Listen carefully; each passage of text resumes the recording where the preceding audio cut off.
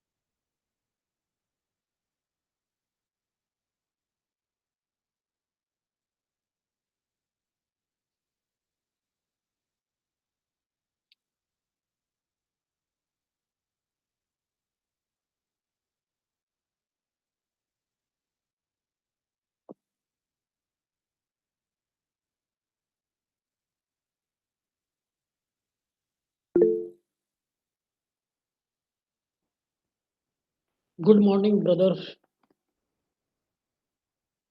I hope everything is fine at your end.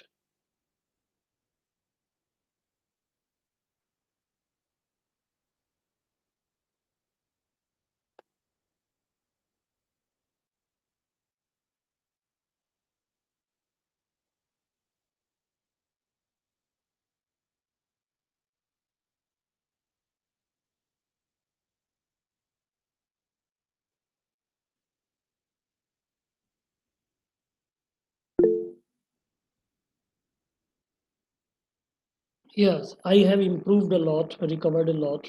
Thank you very much.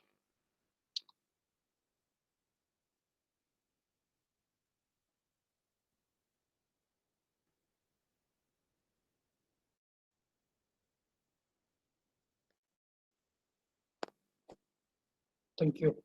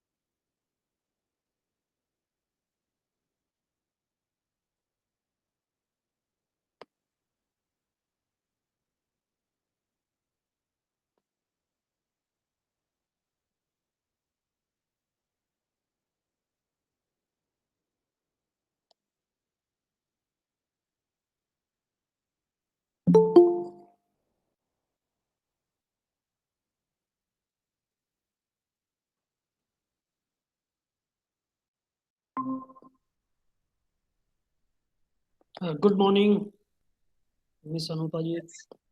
Good morning, sir. How are you? I'm fine. I'm fine.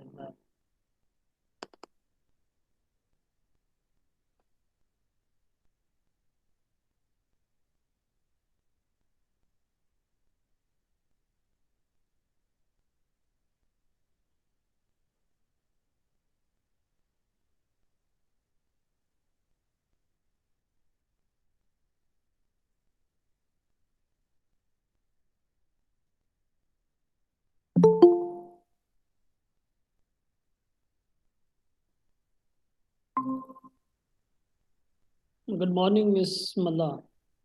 Good morning, sir. How are you? I'm fine.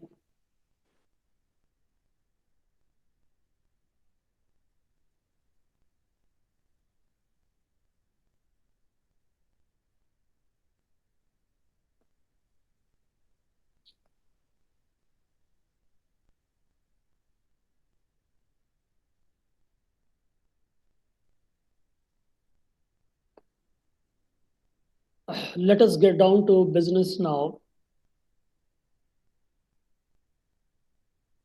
Yesterday, when I took your leave to leave,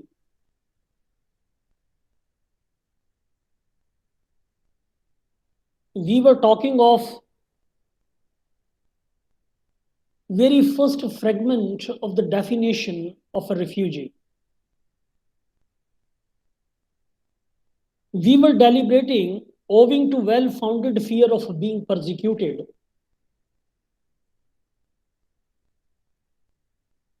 It has been further refragmented into two: well-founded fear, and the second part was being persecuted. The word persecution, as I have already submitted in my yesterday's deliberations,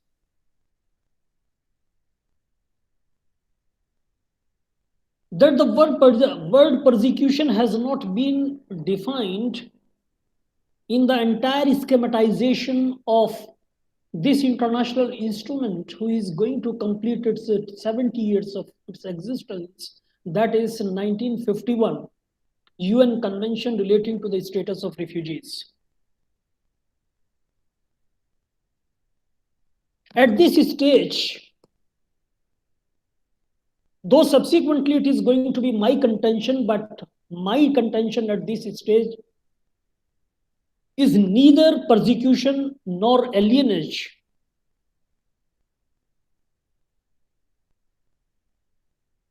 And it is not an essential element at this stage to capture essentiality of the refugeehood. Persecution is sufficient but not a necessary condition for severing of the normal social bond.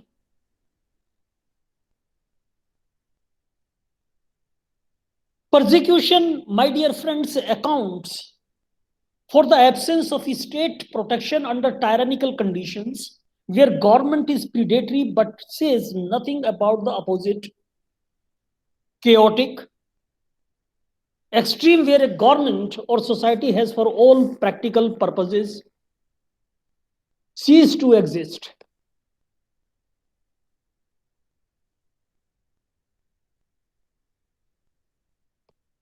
Persecution,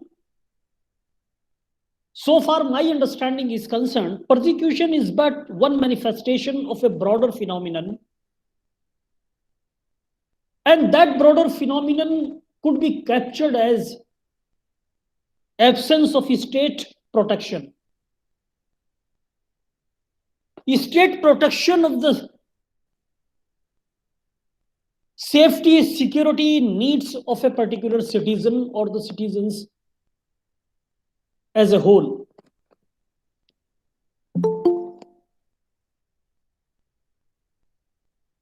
My dear friends, persecution is this absence of state protection which constitute the full and complete negation of society and the basis and the very fundamental foundation of refugeehood. The same reasoning which justifies the perspective of the prosecutee or prosecutee's claim to refugeehood justifies the claims of persons deprived of all other basic needs as well. In the same vein, or on the basis of the same yardstick, alienage is an unnecessary condition for establishing refugee status.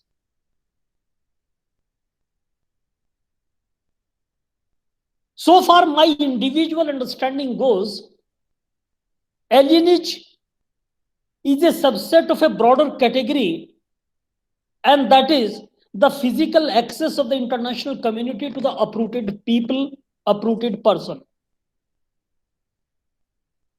Refugee need not necessarily cross an international frontier, international border, international demarcation a geopolitical demarcation to have these kind of accesses. I am of the view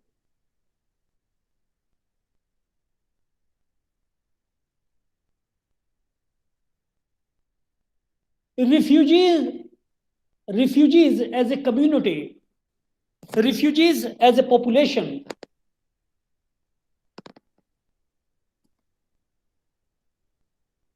or in essence,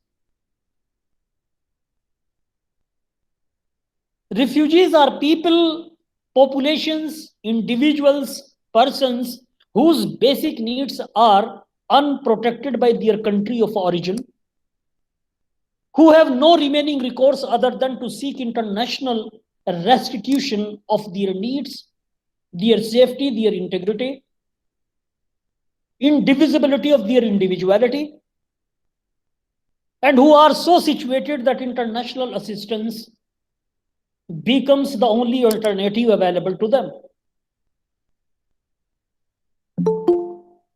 This alternative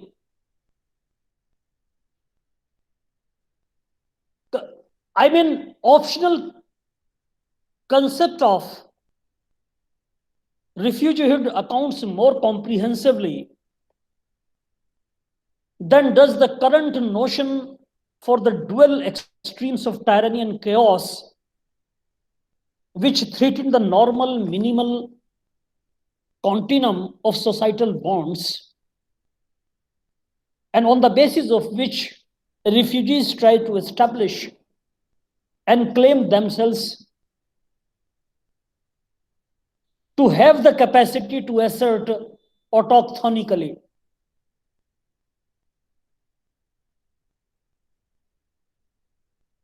It has a stronger claim to moral validity. Moreover, it accounts more exactly for those persons who are in,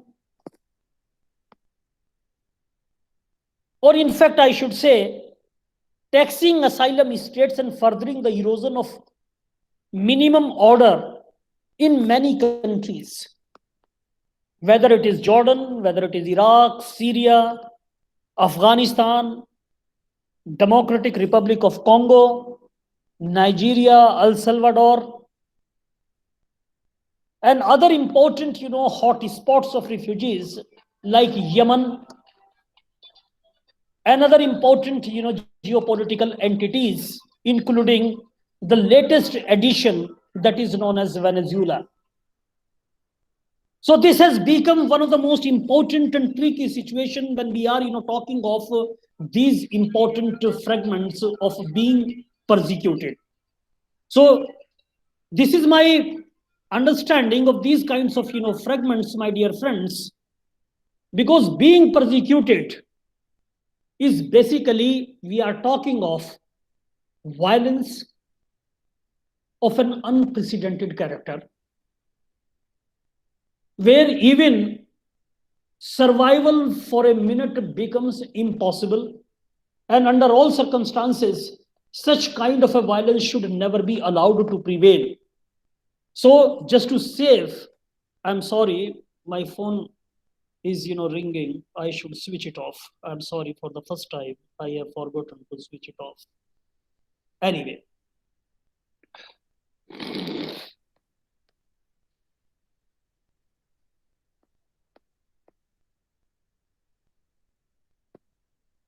now there is another important ancillary question, and that ancillary question is relating to one of the most important expression, and that is, within inverted commas, let me put it, well-founded. So what is well-founded? If you take into account the objective claim, then this reminds me of a very, very important decision delivered in United States of America in 1987. This is INS versus Cardozo Fonseca. In this particular decision, United States Immigration and Nationality Act requires that the Attorney General withhold deportation of an alien who demonstrates that his life or freedom would be threatened, thereby on account of specified factors, specialized factors on the test of reasonable possibility. For the first time, in this particular decision, that is Ines versus Fonseca, Cardozo Fonseca, a test of reasonable possibility has been identified by the judicial wisdom at the highest level of the judicial establishment in United States of America. Test of, which is known as popularly the test of reasonable possibility. And they wanted to achieve some kind of an objective and try to appreciate the claim of well-founded fear of being persecuted. That is the situation which generally prevail in the judicial system or the municipal legal system of the United States of America. If you take into account other important countries from the global north, and that is the United Kingdom. In United Kingdom, there is another what we call test that has been identified by the municipal legal system of the United Kingdom. And that test is known as, my dear friends, reasonable degree of likelihood. Reasonable degree of likelihood test that has been identified to appreciate the claims of refugees, the claims of asylum seekers and migrants. And they basically try to appreciate under this particular test in United Kingdom the substantial danger of persecution. Whereas in Canada, that has always been the preferred or one of the most important and preferred destinations for refugees. Then in Canada, we find another important what we call test, which is popularly known as the reasonable chance test. Or sometimes it is also pronounced as chance. Some people pronounce it chance. It is a question of what you call what kind of an English you are speaking, whether it is American or British. So in Canada, a reasonable chance test is generally invoked by the judicial system. Then there is another important facet, and that facet is known as the burden of proof. I would not be going into details of the burden of proof because I am of the view that in your law of evidence, you have already understood the niceties which are involved in critically appreciating the burden of proof, and which is popularly known as onus probabendi. So you understand. But in cases of international human rights law framework, burden of proof is a very, very important and vital component, because the obligation to prove claim or allegation lies with the applicant in human rights law framework.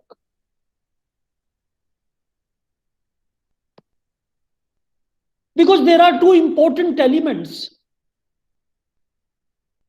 in this particular expression as a whole, and that is owing to well-founded fear of being persecuted. Number one is well-founded. As I have submitted the element of objectivity which the people, I mean the RSD officials as well as the judicial minds try to locate. Another one is fear. Well-founded is objective and fear is subjective. Because it is very difficult, my dear friends, as per my understanding, I don't know to what extent you are going to agree with me, but I am going to appreciate your disagreements and I'm going to acknowledge them. And that is the element of fear. Because fear, when we try to appreciate, when we try to capture the thresholds, the hierarchy, the stages, intersectionalities of fear, then we are not able to achieve a regimental objectivity. And therefore, in majority of the cases, it has been argued that the element of fear does not have any kind of objectivity, and therefore it has always been a subjective contention. Because when we talk of fear, we are primarily talking of a state of mind. And in cases when there is a question of burden of proof, particularly in cases where the subjectivity becomes a predominant, then we require some kind of a analysis, a legal analysis, some kind of a legal guidance, a legal reasoning. That becomes the most important tools, or the toolkit which has become a fashion nowadays to use.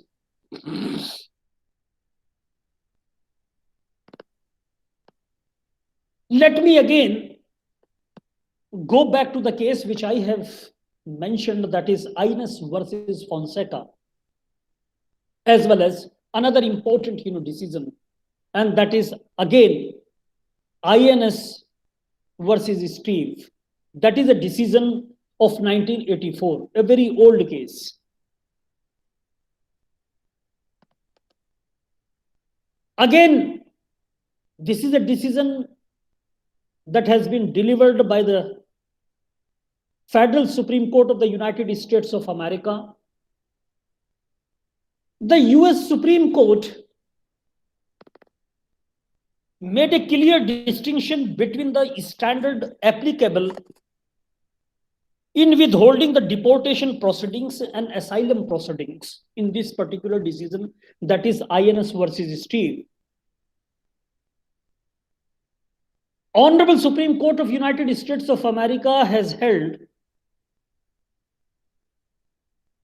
that in order to qualify for withholding of deportation, an alien must demonstrate, a person who has been claiming or has claimed must demonstrate that it is more likely than not that the alien would be subject to persecution in the country to which he would be returned. That is, the applicant has to show clear probability of persecution. A test of clear probability of persecution was also laid down in this particular decision by the Federal Supreme Court of United States of America. But there are some other important decisions. And one of the most important decisions that comes from United Kingdom, that is a decision of 1971. And the case which is known as Fernandez versus Government of Singapore and others. House of Lords at that point of a time in 1971, House of Lords was nothing but it was the judicial committee of this particular house. So it was the judicial committee in 1971 in United Kingdom that has opined in this particular case, that is the Fernandez versus Government of Singapore and others, and identified this particular case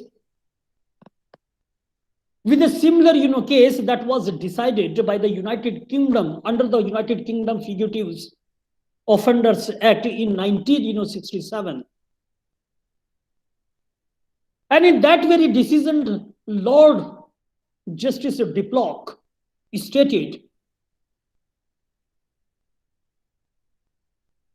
and he was of the view that there is no general rule of English law that when a court is required, either by statute or at common law, to take account of what may happen in the future and to base legal consequences on the likelihood of its happening.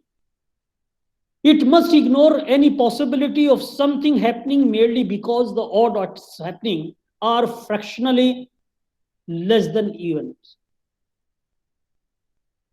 So it is axiomatic from this particular decision that there is no general rule of English law. That paucity has been, acknowledged in this particular, decision. Because it has not been appreciated on the critical and judicial footing in the United Kingdom. So far, it's one particular piece of legislation was concerned, and that is the United Kingdom Fugitives Offenders Act. That it cannot capture the future, what we call, offenses, and what would be the future criminal situations when there is a, intervention on the part of the state is required. So again, it has been, established, my dear friends, that the clear probability of persecution has to be proved, not only in United States of America, as it has been identified in INS versus Steve's, decision, but at the same time, even the Fernandez, decisions, law is silent in United Kingdom. If you take into account another important, country, and that is, Canada, as I have already mentioned. In Canada, the Court of Appeal, in the case of Joseph Adige versus Minister of Employment and Immigration, in 1976, they have also identified another important test. And this is a test which is known as, within inverted commas, let me put it, more likely than not test. Under this particular test, the Court of Appeal came out with a conclusion and understanding which is, again, has been placed for your understanding in inverted commas, and I would be sharing with all of you, even in my PPT presentations as well. According to more likely than not test, it was common ground that the objective test is not so stringent as to require a probability of persecution. A reasonable chance standard which was equated with good grounds for fearing persecution and a reasonable possibility of persecution should also be taken into consideration, unquote. So you can very well understand that there has not been any kind of a, possibility to have a singular, test to measure the threshold of persecution. Since these are the countries from global north, my dear friends, who have always been the preferred destinations for refugees. So they have developed, on the basis of their jurisprudential endurances and experiences, a hierarchy of tests. And their entire effort has been to rummage a uniformity, some kind of a, universally acceptable test to determine the threshold of persecution, to achieve some kind of a, objectivity as per the persecutee's claims. But they have not been successful. Because fear is something which basically depicts a state of mind. There are epistemological reasons, there are teleological reasons, psychological understandings, anthropological perspectives, which varies person to person, population to population, individuals to individual, groups to groups. Even in a single family having the same parentage, two children may have different thresholds of fear. So we cannot determine, we cannot achieve. This is something which I am opining exclusively on the basis of my individual capacity, individual understanding. And therefore, I am of the view, despite all judicial efforts to achieve objectivity to determine the thresholds of persecution, there has not been credible success. But in individual decisions, there has been a lot of effort and lot of substantive literature has been created and produced. Even the same kind of a reasoning, if I go further, same kind of a reasoning was also followed in the later case of Sally Beanin versus Canada, that is this decision. Then in this particular decision, if you take into account again from Canada, the Federal Court of Appeal was of the view that the fear is felt that of a reasonable possibility that the applicant will be persecuted if he returns to his country of origin. It is the reasonable possibility test. In this particular decision, that is the decision, Sally Ban's decision came out in 1990. So, as I have been stating time and again, that this is a question of individual mental makeup. It is a question of individual state of mind.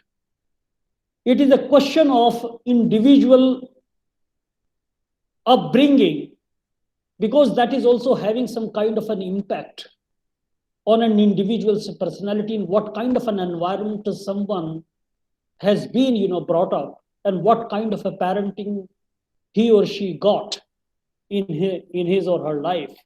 So that is also one of the most important factors which must under all circumstances should be taken into consideration while determining the province of fear. That is one argument. Then the second important understanding again on persecution should be, my dear friends, if I again invoke the same kind of a line, that is owing to a well-founded fear of being persecuted. Then here at this stage, my second question is, what constitutes persecution? Though the persecution has not been defined, the persecution definition is missing in 1951 Refugee Convention. But is there any possibility to have a definition of persecution? Is there any feasibility to cajole the thresholds of persecution? We understand there are grounds of persecution, and there have been as many as 5 important grounds which have been identified in this particular definition under Article 1 of 1951 Convention relating to the status of refugees. Suppose when we are going to ask this question, what constitutes a persecution, then an ancillary question would also be there, because we have to try to cajole the constituent elements, contours of persecution. Suppose violations of non-derogable rights. Should we call them, if there happens to be the violation of the non-derogable rights, like right to life, right to life and liberty, rights against cruel and inhuman what we call treatment or inhuman punishment, rights against servitude and slavery. And there are violations of fundamental human freedoms like freedom of conscience, freedom of religion, freedom of speech and expression. So these are generally perceived non-derogable rights. So in such kind of situations, we should try to rummage what exactly constitutes persecution. I'm not denying that there is a possibility of violations of other political rights, which usually constitutes a persecution unless necessary due to a state of emergency like freedom of movement, because many of the nation states in the current scenario of the global pandemic due to the COVID-19, they invoked emergency provisions under their constitutions, and that too again in the name of the health emergency, because extraordinary measures are required to protect the people and to invoke certain important elements of specific legislations where we find the quarantine, lockdown, health emergency, and just to break the chain of these kinds of pandemic like COVID-19.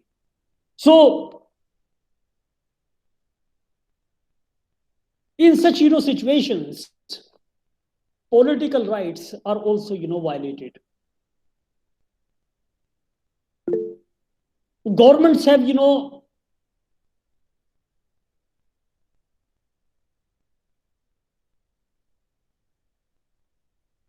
yes, Mr. Imran.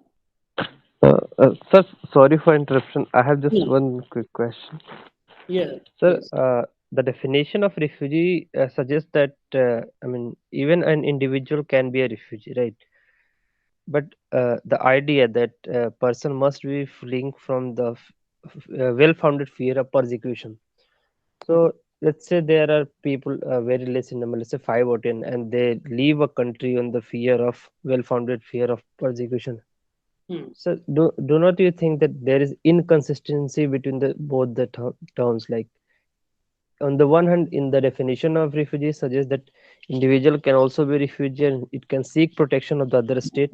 On the other hand, the requirement of being refugee is that you have fear of being persecuted, and killing of one person, I think a very less number of killing in any country does not amount to persecution. So do you think No, there is intentional inconsistency made by the states in convention? no. Let me put it like this. And in the light of my observations, Mr. Mohammad Imran Sahib, I would request you to evaluate and revisit your question. My submission would be a very simple example I am going to share with you. You are my student. You are working under my supervision. You are going to write your dissertation under my guidance. Because guidance is a proper word. No, I do not feel supervision because I find human rights violations in the word supervision. Guide may be because guide basically establishes some element of equality.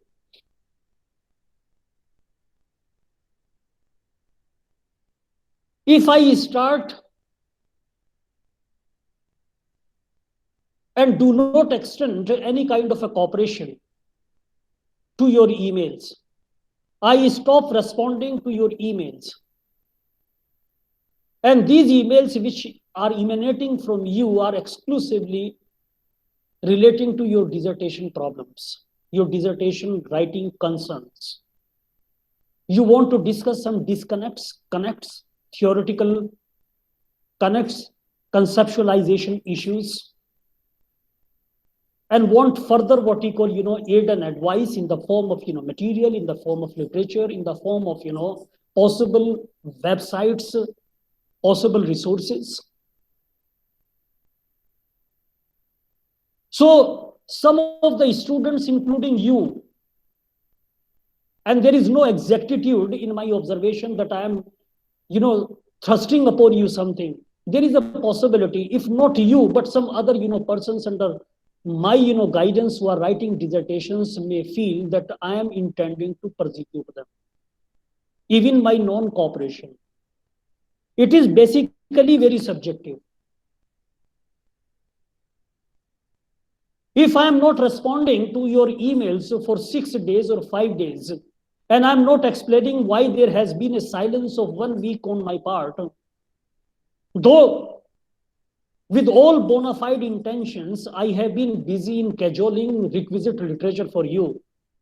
But that, silence of 6 days or the, 5 days, or a teacher is not in the habit of immediately responding. Whenever he gets hold of the, requisite material, thereafter he responds. So that, lull time, that period of, lullness could also be, construed as an element, as a manifestation of, persecution. If I am not hitting or not responding to my students, queries, and it has become a fashion in my, teaching methodology, my, functioning as a teacher, and I am not, responding, and you feel high and dry, and you are left in some kind of a, intellectual, limbo, then definitely that may amount to persecution because I am not responding.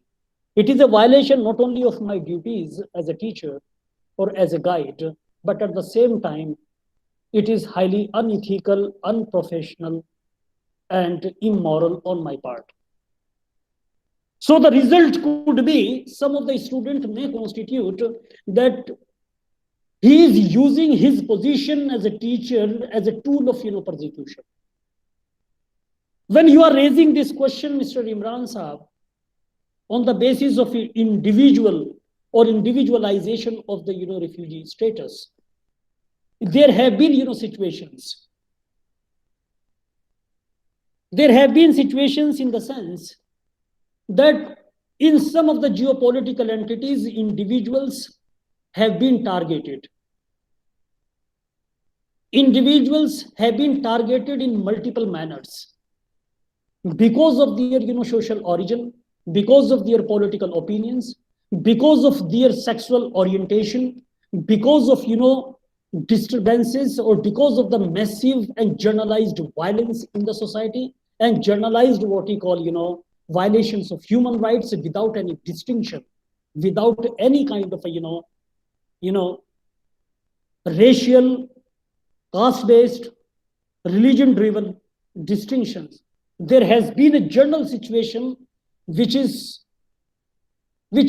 of, violative of or violation of, general human rights. So there are, situations. Some individuals are capable to endure these horrible and hostile, highly inhospitable, conditions or living conditions in their country of origin. But there are people, there are individuals, even despite the fact that there has not been any kind of a killing, but they feel a sense of, persecution, a sense of precarity, a sense of insecurity, and therefore they make claim and they seek what we call, asylum in another country under Article 13 of the Universal Declaration of Human Rights.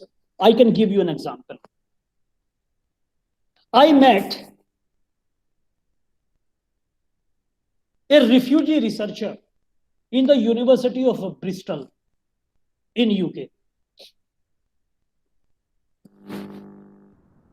I attended and made a, presentation in 2017 in the University of Bristol. Then a refugee girl approached me. She was also making a presentation. After my presentation, she came to me that, "Are you from Pakistan?" I said, "No, I am from India." because I have, cited and given very lively, very vivid, examples of, persecution from Pakistan, particularly the persecution of minorities.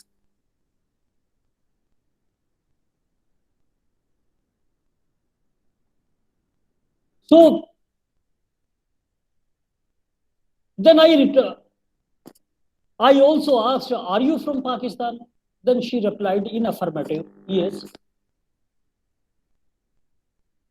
Then I put another question, would you narrate your story, how you have become a refugee in Belgium? Because she was coming from Belgium and her application for asylum was under consideration in Belgium. She narrated that she happens to be a journalist in Pakistan, and because of her, political opinion, she was having a sense of persecution. And in one night, she fled away. She left Pakistan because she was having a reasonable credibility of, persecution and impending apprehension. She was likely to be arrested. She got some kind of a tip-off. So under these, circumstances, she did not approach the normal, law enforcement system of, Pakistan. She could have resorted or filed some kind of a, anticipatory bail application. She could have, taken some kind of a refuge or shelter. She could have absconded from her residence, but she fled and left Pakistan and took refuge in Belgium because of, political opinion.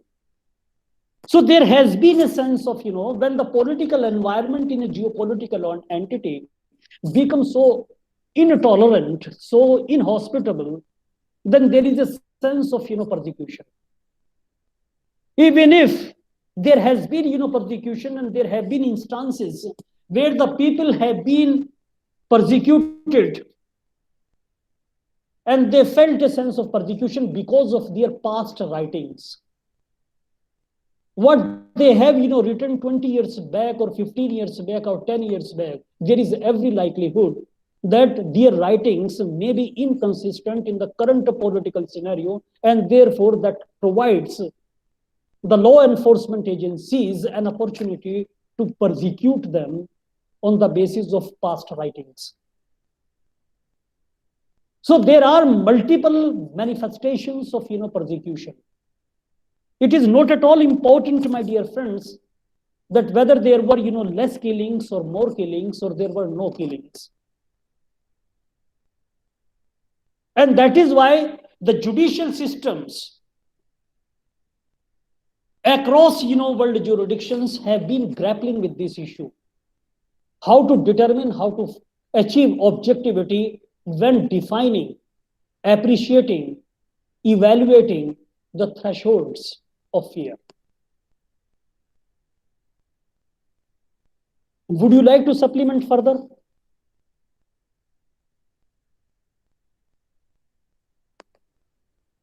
Mr. Imran? Yes, sir. Sir, I got your point. I think what you said is true if we see the definition and the contents of 1951 convention in later spirit. But sir, I think I have one more confusion. Yes, with please this tell fact. me. Yeah, most welcome. Sir, Please. the example you gave, I think we have several examples from Bangladesh and also from Pakistan, that people who left country because of their political or religious opinions. We can also take into example Taslima Nasreen, right? But sir, I think these people are leaving country because of certain opinions. So they have a luxury of living. I feel I'm using this word as a luxury because they belong to a particular class.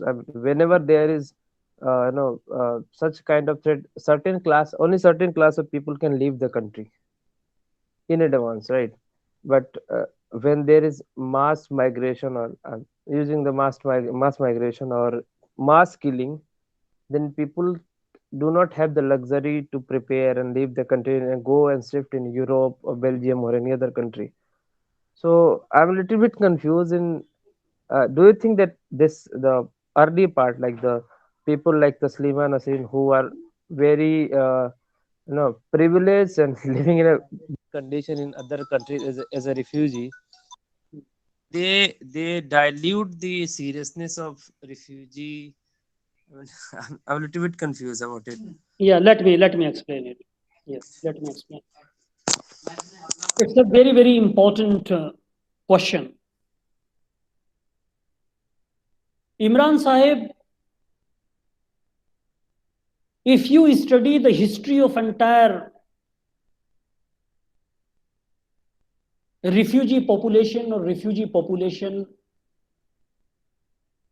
in migration, on migration, in reception, in repatriation, in transmigration, retransmigration, it becomes very difficult to make a distinction why people and what exactly is the economic class or economic viability of these, people in movement or people in mobility or on mobility within the country or crossing international borders. Initially, whenever the refugee exoduses, refugee influxes, or refugee groups or individual refugees cross international borders, at the initial stage, it has been seen and it has rightly been documented. I can share those surveys and researches with you. That the people generally migrate from the urban centers. You are right when you are saying. If I give you an example from the two important recent wars, Gulf War first and Gulf War second. Take a case study of Iraq. Initially, from the urban centers of Iraq, the middle class of Iraq, the elite class of Iraq, they migrated as refugees because they were having the resources for which are required to migrate. But if you take into account the subsequent migration, then the people who were having no resources from the rural what we call background and from the rural centers of villages, they were also compelled to flee. Now you can take the example of Syria. A civil war is going on in Syria and Yemen. It is not a new phenomenon. Today we can talk that the Muslim nations are fighting with Muslim nations. But what about the Second World War and First World War? The Christian nations were fighting with Christian nations. Same kind of urban centers was ravaged to the ground. If you see the pictures, you will be Second World War pictures of the city centers and the downtown cities are not different from modern day rubble and death and destruction which we witness in Syria. Both the pictures, if you equate them, you will not find any kind of a difference. So history is repeating itself. Earlier it was there in the global north nation states, now it is in the global south nation states. The similar death and destruction we generally witness. But the point which you are making, that is equally important, that it is first the urban centers, elite class. And you have also very rightly cited the question of Taslima Nasreen. Because of her political opinion.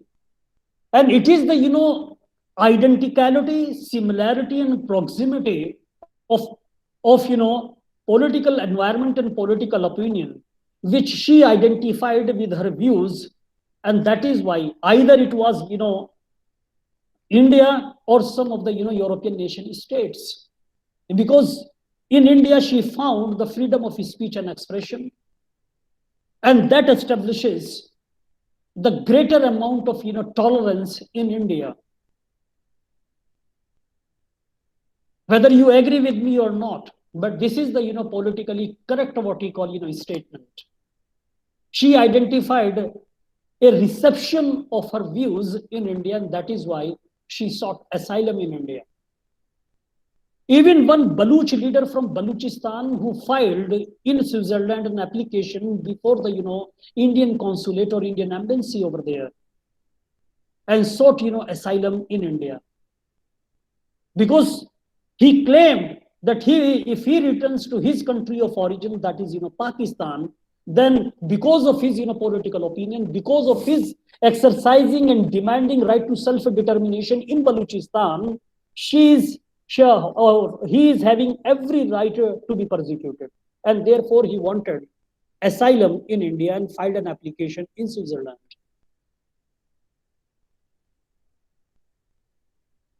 So, institution of asylum. This is a question which I wanted to answer in the next week, because in the next week we are going to deliberate on the institution of asylum. An institution of asylum, let me, since this question has been raised by Mr. Imran, so partially I must what we call say that the institution of asylum has always been a privileged institution.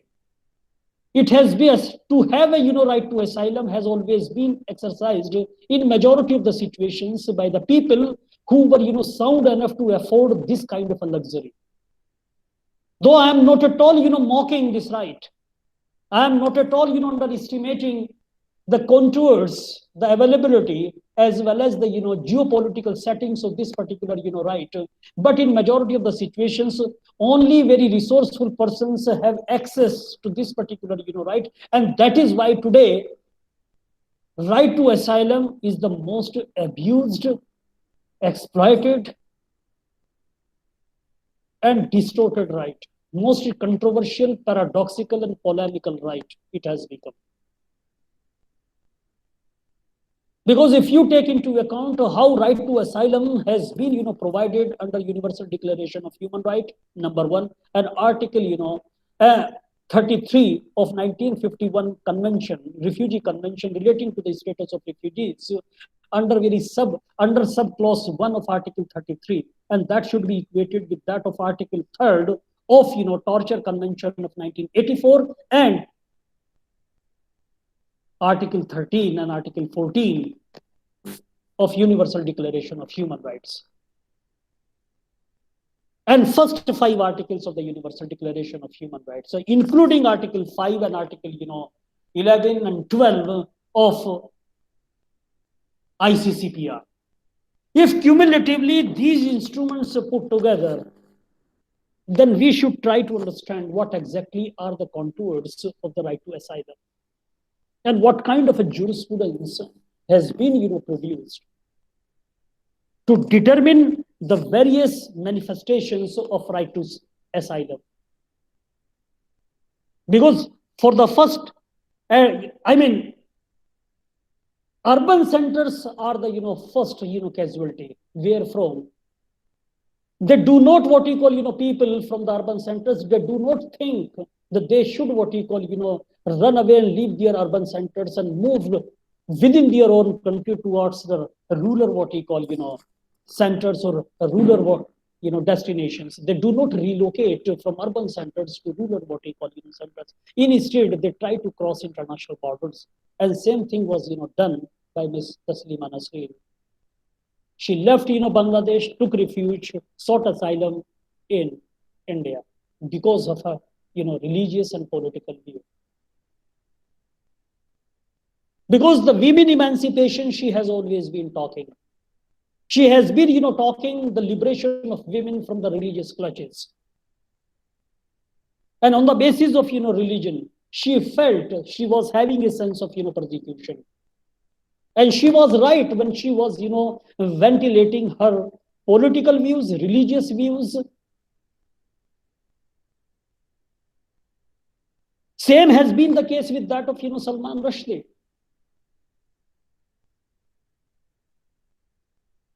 As a student of international human rights law, as a student of international constitutional law, as a student of human rights law, including international, refugee law, I do not find that someone should be persecuted because of his or her, views. Yes, we should not violate. We should not exceed our, limitations. I'm talking of the constitutional limitations. I'm not talking of some kind of a, tyrannical limitations. Because we live in a constitutional democracy, we live in a constitutional state. So if there has to be a concept of globalized world, then there has to be a concept of the constitutionalized world. Whether the globalized world is akin to constitutionalized world, what is the distinction between the two important, paradigms? It does not mean simply saying that we are living in a globalized world, but the globalized world must also be at the same time a constitutionalized world.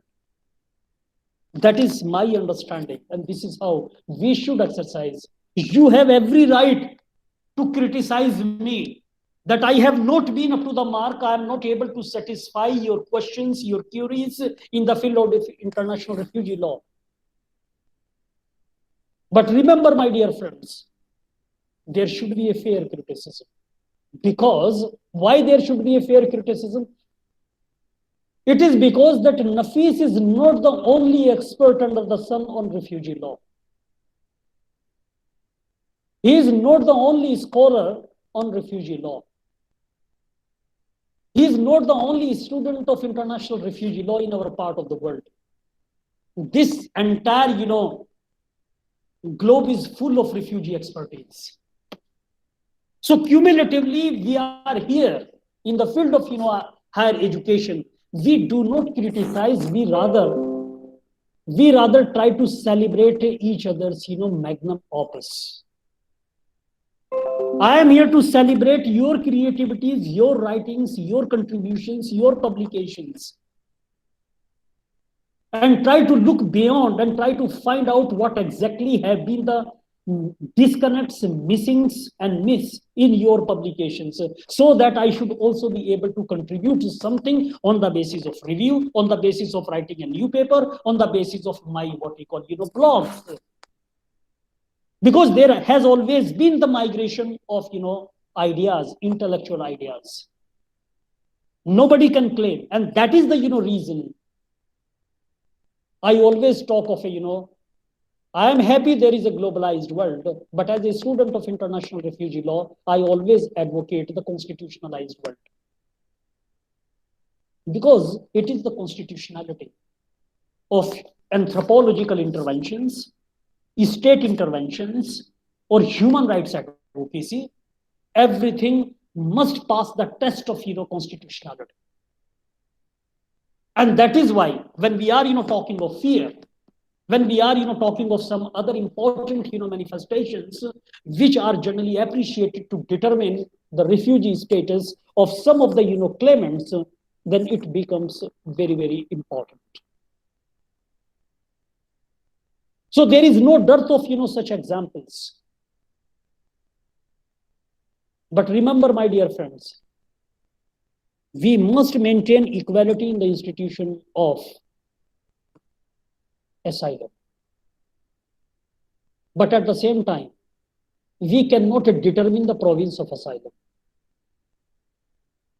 And that is why there is a requirement to review past actions. The literature that has been produced by United Nations High Commissioner for Refugees, including the EXCOM resolutions or the resolutions of the Executive Committee of UNHCR. Observations, comments, everything must be revisited. Because what I advocate, and I would advocate in my engagement, let us have a review and expansionization of the grounds of asylum, the current grounds, the present grounds of an institution of asylum. And we have to foresee, we have to make some kind of a, asylum-driven prognostications for the future. And we have to undertake this, prognosis-driven peregrination in appreciating the correct what we call, picture and how to capture those visions which are there in future, and therefore there is a need to revisit the entire institution of asylum. And you will be surprised to know that on the basis of one particular element of international refugee law or UN Convention of 1951 relating to the status of refugees, thousands and thousands of books have been written on only one aspect, and that is the institution of asylum.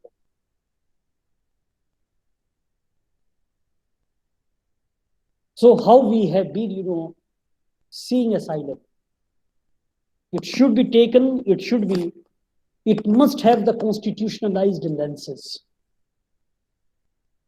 But the national governments are having a myopic view, a warm view.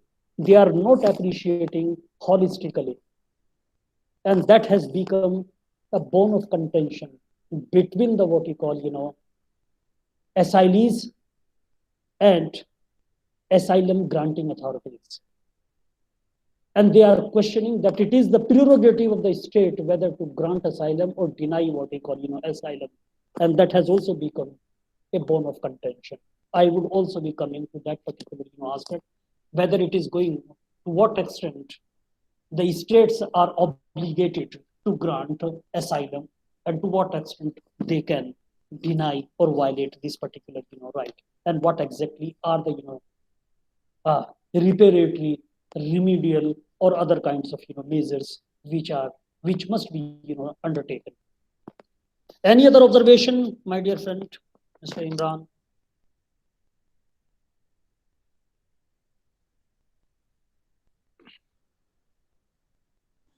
Hello. No, sir. Yeah. Thank you. For now, that was his nothing. You can also formulate your questions. You can also formulate your responses in a paragraph and email me so that I should be able to respond even additionally. Anyway. Sure, sir, I will do. Sure. And the same request I extend to all of you. If you feel something about any of the contentions on the basis of your experiences, on the basis of your experiences, what kind of an experiences? Vicarious experiences. And vicarious experiences are generally gleaned from the literature. They are generally collected from the news reports, magazines, webinars, seminars, conferences. So you can formulate those observations and share those observations with me, so that I should also be able to enrich my level of understanding, and I should be able to respond very pragmatically to your supplementaries. Another important, as I was talking of, political rights.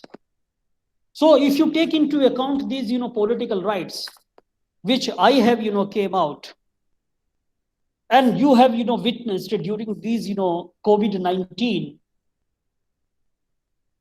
pandemic situation, what kind of rights and how many rights have been curbed across the world,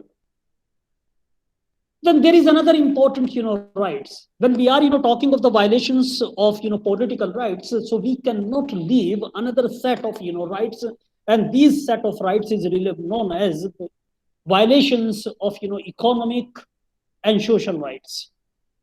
So the social rights, economic rights have also been violated, and these rights must also be restored and redressed. Now I take you to another important understanding, and that is an understanding again on the basis of this definition of refugees. And again I am invoking the same kind of a expression, owing to well-founded fear of being persecuted. And I hope you are not getting bored, because the third time I have been invoking this particular understanding. And when you are going to address in future your students as professors of international refugee law or international law, I hope you are going a dozen understandings on a similar fragment or a single fragment from this definition, and particularly owing to a well-founded fear of being persecuted fragment.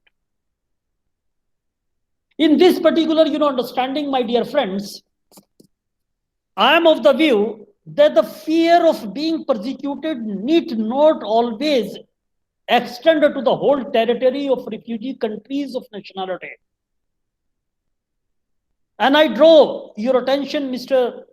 Imran, since you are working in this area, including all my colleagues in this class of, international refugee law, this particular understanding should also be kept in mind, as you have, pointed out. But I am of the view, when we are evaluating the fear of being persecuted, then it is not at all required and not always extend to the entire what you call, territory. Territory, I am talking of refugees' territory or his country of, origin.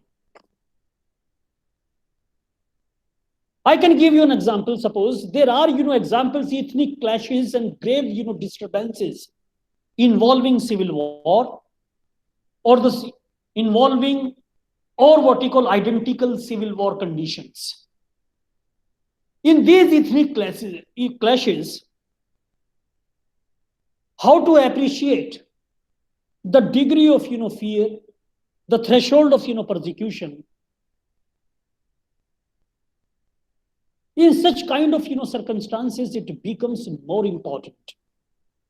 And people, even in individual capacity, in group capacity, in community capacity, and as a population of a particular, demographical settings, people may move. You can also, contemplate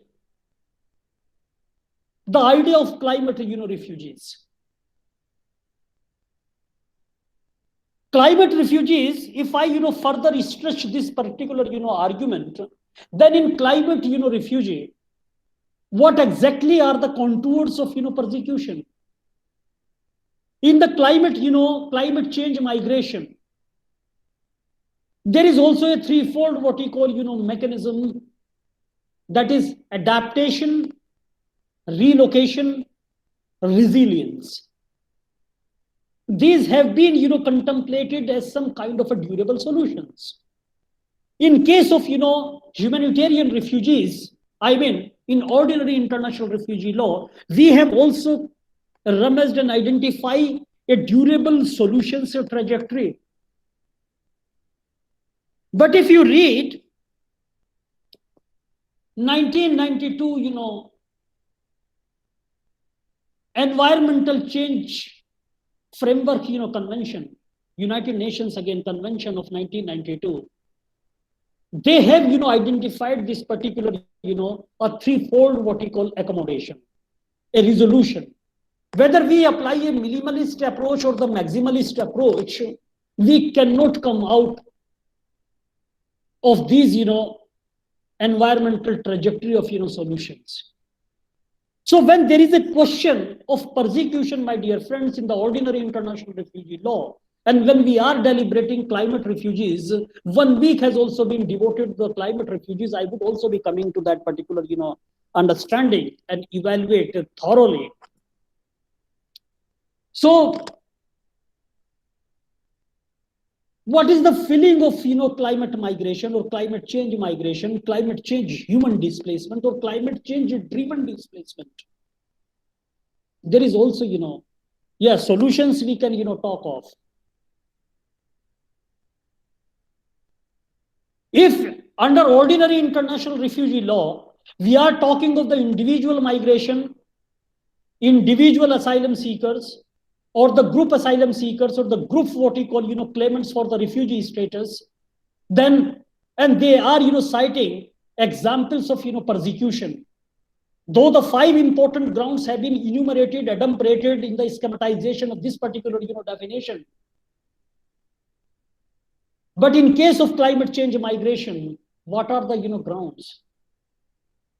And whether those, grounds, and these grounds are exclusively relating to the, a lurking danger to the human existentialism, and another one is the health sovereignty. When the autonomy of an individual, because of, health, environment, highly inhospitable conditions of living. In those situations, the individual health sovereignty of an area or a particular territory, that becomes what you call or likely to be jeopardized because of emissions of the gases, hazardous gases. When in our vicinity, in violation of law, when there are factories, when there are industries who are from where we find smoke, what we call circles of smokes have been billowing, then in such situations, and they are having a highly hazardous impact in the entire vicinity and its people's health, then in those situations, shouldn't this be counted as persecution? So we would be what we call stressing this argument in these 2 weeks relating to asylum as well as climate change refugees. But what is important at this stage is, my dear friend, in the light of your observations, in the light of your questions, as well as in the light of my submissions, the fear of being persecuted should not always be extended to the territory of entire what we call or entire territory of refugees country of origin. So that is the contention. Therefore, I can sum up it like this, or I can cumulatively make a presentation of certain important elements,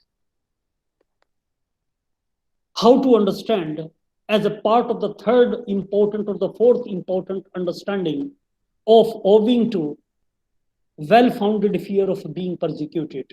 So here, we should take into account, my dear friends, that several acts of persecution we should collect. But there is also another important argument, and I hope some of my students might be thinking on these lines. Then there is a controversy and people confuse between 2 important expressions. One is discrimination and persecution. So there is a debate, discrimination versus persecution. We should also what we call decipher this particular argument. Then people are also having another important discourse, and that is a discourse which also gyrates around 2 important narratives: a narrative on persecution and narrative on prosecution. Or in other words, we may put it like this: persecution narrative and prosecution what we call narrative. So persecution versus prosecution. Then it should also be taken into consideration, and it should under all circumstances be located. Who is the prosecutor? Who is the persecutor? Both the elements should also be taken into consideration. Who is the persecutor and who is the prosecutor? Then, as a student of international criminal law, it is also our fundamental responsibility to understand the intent, motive of persecution, intent of persecution. You might have studied in your ordinary law, ordinary criminal law, that there are 2 important elements. One is actus reus and another one is mens rea. So we have to locate the thresholds of actus reus when we are talking of persecution. But at the same time, we should not, because it is the actus reus which is going to establish intent. I'm not a authority on, or I should not call that I'm an authority on anything. I'm not a student of international criminal law, and I have only studied international criminal law during my LLB days. So you are in a better position to appreciate the idea of mens rea, how it is culled and how it is established out of actus reus, and what exactly are the origins of mens rea, and how should we critically define the idea of intent. So these are some of the important what we call factors, and these factors should also be taken into consideration. Another one is another important understanding which I am going to take, and that understandings again, now we are going to have, on the basis of our fourth or fifth understanding, we are going to have another important what you call fragment from the definition. And this fragment from the definition, my dear friends, known as, and that too again within the inverted commas, first it was owing to the well-founded fear of being persecuted, and now again in the inverted commas, and I quote, reasons of race, religion, nationality, membership of a particular social group or political opinion, unquote. That is the second important fragment from the definition of refugees as it has been provided under 1951 UN Convention relating to the status of refugees with its additional protocol of 1967. We are having certain important expressions. Expressions of race, religion, nationality, membership of a particular social group or political opinion. We may put them because the definition used a word which is known as reasons. So these are the convention reasons. When I'm saying convention reasons, it means the reasons which has been provided under 1951 convention, refugee convention. So these reasons are known as convention reasons. At the same time, my dear friends, they break down the reasons why. Why? And that too again under 1951 Refugee Convention. A refugee is forced to flee. But we should not forget, my dear friends, the convention has been written in 1951. And today these reasons, if you take into account the modern day, or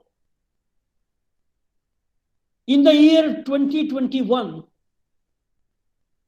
almost after 70 years, we are talking something that has been written in 1951.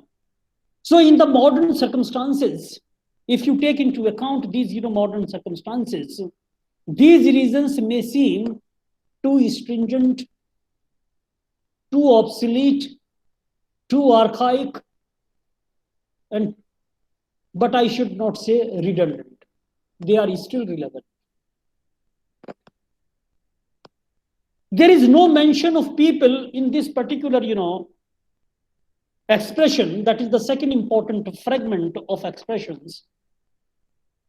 We do not find any kind of a mention of those people who are forced to flee a country based on their sexual orientation. This is the reality of a modern day circumstance. This is the reality of the third decade, at the beginning of the third decade of the 21st century. We are talking of LGBTQI rights. And they constitute a very, very important, what we call, group of individuals who have been seeking protection under international refugee law. So sexual orientation has not been visited in 1951. Therefore, times are, changing, albeit very slowly. United Kingdom, for example, finally accepted that sexuality may be a reason to grant asylum in the year 2010. During Trump administration, LGBTQI rights, and particularly LGBTQI refugees, were not welcomed in United States of America. If you recall, I have shared an example from a country called Ghana.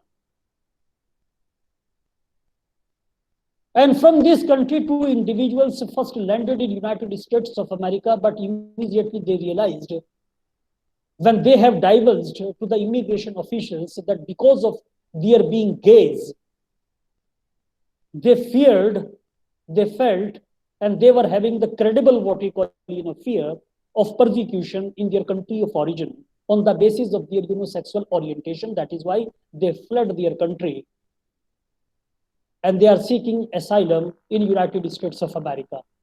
But once they have realized that they would further be what we call persecuted in this country because of sexual orientation, they again fled from United States of America and crossed over into Canada.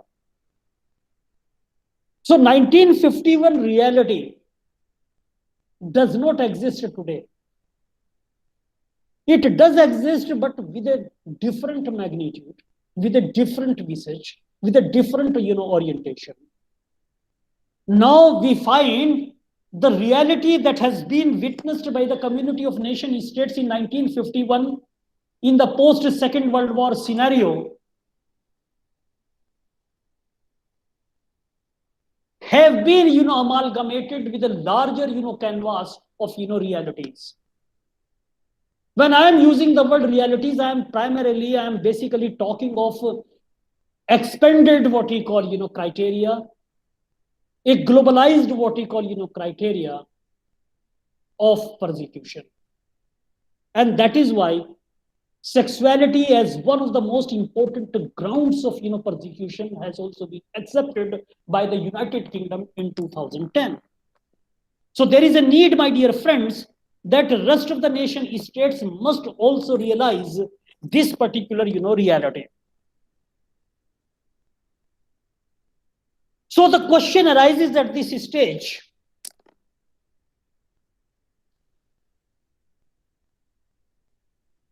we understand who has been included in the definition of refugee. But at the same time, this question should also be asked: who is not specifically included in this definition? This question is also equally important.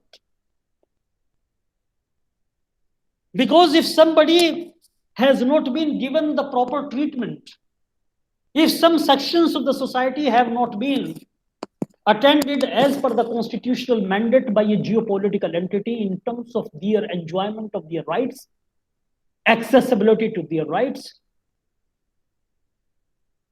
it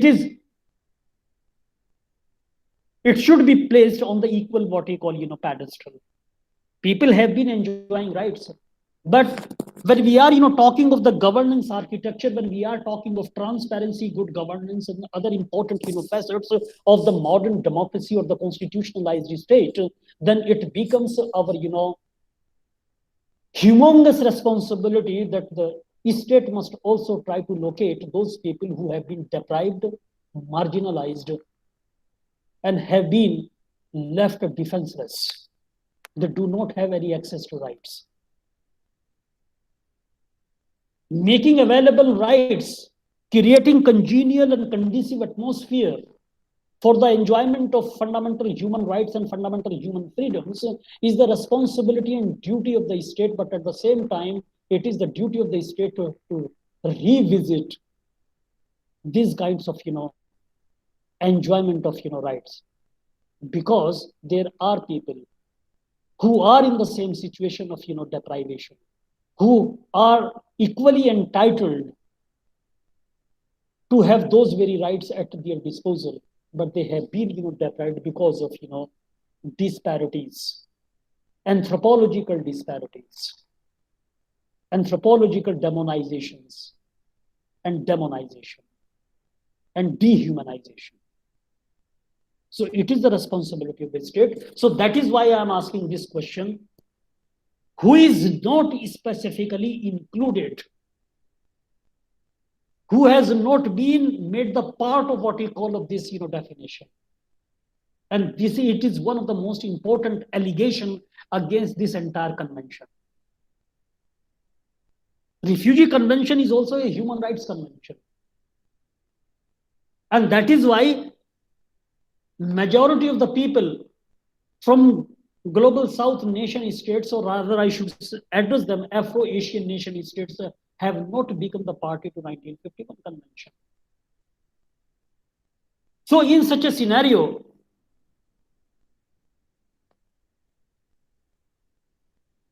why there has not been any initiative on the part of the global North nation states to adopt in the subsequent years additional protocols to 1951 convention? They have adopted global compacts of a non-binding character only here at the fag end of the 22nd decade of the 21st century. They haven't realized that the refugee crisis has attained a diabolical proportions. It has really made the life of global South nation states very miserable. They do not have the adequate resources to cope with or to deal with this kind of gigantic and humongous problems. And to a very great extent, if you take into account the etiological implications of the refugee crisis or the global refugee crisis, then to a very great extent, one of the most important ground and very conspicuous ground would be that it is basically a result of the policies, programs of colonial powers. And in the modern day, the neo-imperialism is responsible for the refugee crisis. I'm not at all intending to absolve the global South nation states and their rulers. No, that is not my intention. But I am talking of one of the most important factors. They have created, their program and policies have been responsible. So in the 1951 reality, legal reality, political reality, cultural reality, social reality, when cumulatively all the compartmentalizations of 1951 realities were incorporated, but there were certain important components which have been excluded, or I'm not saying deliberately, or might have inadvertently be left. We do not find any kind of a mention in 1951 convention, my dear friends, particularly the persons persecuted on account of gender, sexual orientation, disabilities, age, socio-economic reasons, etc., etc. We do not find. There are many other, there could be, there is every possibility you may also ponder over. Because this reminds me of my definition, I have proposed in my PhD thesis 2 important definitions of the refugee.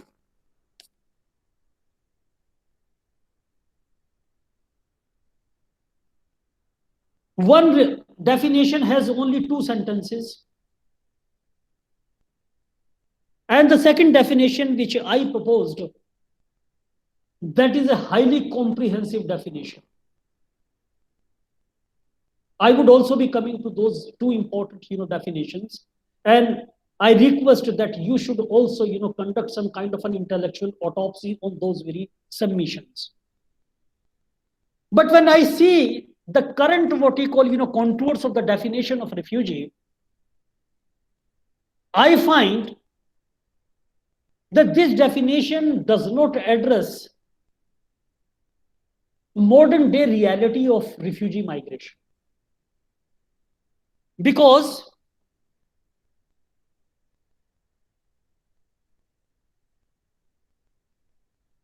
the advocacy for the rights of gender, advocacy for gender parity, advocacy for gender equality, rights of disabled persons, rights of mentally challenged people, rights of differently abled people, rights of marginalized sections of the society, rights of Dalits in India, rights of indigenous people, rights of tribes,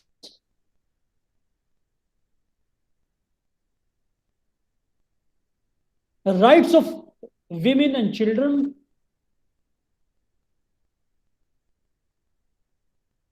rights of other important people, particularly in the category of LGBTQI rights. Rights of senior citizens, and the protection which generally people claim from the Afro-Asian nation states with regard to the social, economic, and cultural integrity rights. It does not what we call take into account. So that is the demerit of this definition. But demerit would not be an appropriate word to attribute.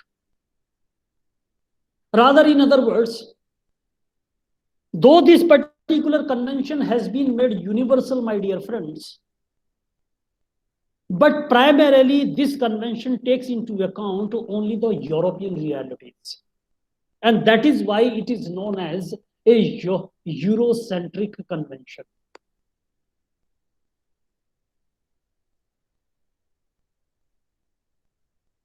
But at the same time, we should not forget, my dear friends,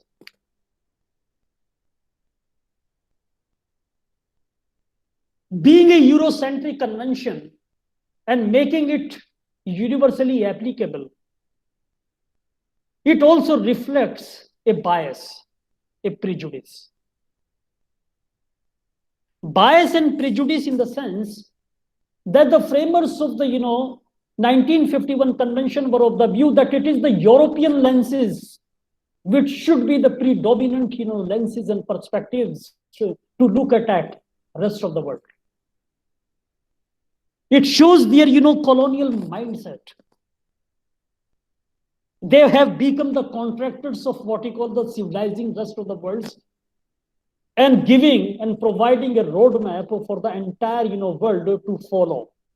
That these are the norms of civility, these are the norms of humanity, and these are the norms of what we call of way of life. So it is their superiority complex, and I call it a mental disorder, because they have given lot of attribution to the civil and political rights of primacy in the entire orientation of 1951 convention. So that is something which really, or rather creates some kind of a problem. This is the point where we should, think very clearly that this particular, argument should not be taken as some kind of a, on the basis of face value. No, they haven't, included. Though the benefit of doubt people generally, talk of that these realities, the rights of, disability, disabled people. No, I cannot buy this particular argument, because I am of the view, my dear friends, in 1951 reality, if you take into account the European realities of 1951 on political footing, on anthropological footing, or on social or economic footing, you will find disabilities exist. That was there in the European life. Gender discrimination was there in their what we call political life.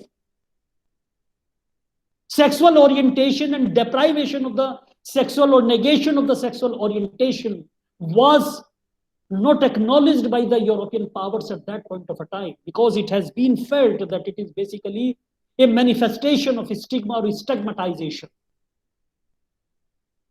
They were not open-minded at that point of a time. We cannot say, since the inception of this beautiful planet, my dear friends, disabilities have been there, age has been, there, sexual orientations have been, different, and they have been, there. Even the socio-economic disparities have also been, there. But they always, and that is the, further, establishes their prejudice, their what you call advocacy for the most preposterous, predilections in their what you call, public life. They wanted to create on the basis of this, preposterous argument, a utopian lifestyle, a utopian way of life, a utopian idea of what you call of, constitutionalism. No. We don't buy this particular, argument, but this is my understanding. These must have been or might have been the, attributes as well as the, political thinking at that point of a time, because they can't claim that in 1951, age was not an issue, gender was not an issue, disability was not an issue. No, of course, in the post-Second World War, elderly people have been, subjected to a lot of what you call of, torture and violence. And they fled what you call this kind of a, conflict. Women and children were subjected to all kinds of, atrocities. In Germany, Poland, Austria, and other, European nation states, including France. So, but I failed to understand why this definition did not capture or did not, locate any kind of a place in its, schematization of these important, grounds. Then, if you take into account reasons of race, religion, nationality, and membership of a particular, social group or political opinion, you will also find, if you take into account these 5 important grounds of, persecutions, or 5 important convention reasons, as I have, earlier submitted, then there is another important question. What is race? What is nationality? What is religion? What is membership of a particular social group? What is political opinion? We have to answer all these, questions. And thereafter, we would try to have a better understanding of expansionization on the basis of compatibility, on the basis of complementarity, on the basis of supplementarity, on the basis of temporary protection, on the basis of, subsidiary protection, the idea of a modern day concept of refugee in the light of, 1951 convention, and what exactly has been the opposition in the next engagement. So I take your leave, though, because I am having a very pressing, what you call, engagement ahead, an official one. So at this stage, I take your leave to leave. So thank you very much, my dear friends. Thank you, sir. Thank you. We will continue. And meanwhile, I request Thank you, sir. Thank you. Meanwhile, please allow me to request you. So please send your formulations, your observations by way of email. You can also email me. And I would also be incorporating those observations and further what you call, enhance my submissions. So thank you very much. Thank you, sir. You're welcome. You're welcome. Thank you, sir. You're welcome. Thank you, sir. You're welcome. Thank you, Thanks a sir. lot. Thanks a lot, ma'am. Thanks a lot. Thank you.